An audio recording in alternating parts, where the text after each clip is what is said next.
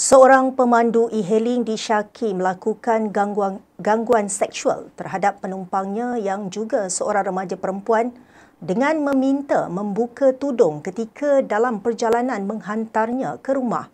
Menerusi video berdurasi 12 saat yang tular di media sosial dirakam mangsa, kejadian dipercayai berlaku ketika dia duduk di bahagian belakang manakala pemandu e-hailing terbabit kedengaran jelas memintanya membuka tudung. Bagaimanapun, mangsa yang berusia 15 tahun enggan menuruti sambil memberitahu tidak boleh mendedahkan aurat sebelum suspek berkata hanya ingin melihat muka. Menerusi satu lagi rakaman video, lelaki terbabit berjaya ditahan oleh keluarga remaja berkenaan di satu lokasi yang tidak dikenal pasti di mana kedengaran bapa mangsa bertanya motif dia meminta mangsa membuka tudung. Namun lelaki terbabit tanpa rasa bersalah mengugut akan menyaman mereka yang merakam video keretanya. Dalam reaksinya, Menteri Pembangunan Wanita, Keluarga dan Masyarakat Datuk Seri Nancy Shukri memuji tindakan berani remaja terbabit mendedahkan perbuatan suspek.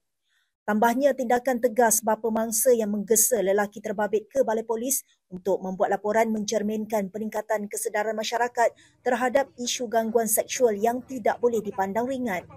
Ujarnya, beliau difahamkan kes berkenaan kini di bawah siasatan polis yang meletakkan sepenuh kepercayaan untuk bertindak dengan adil serta segera.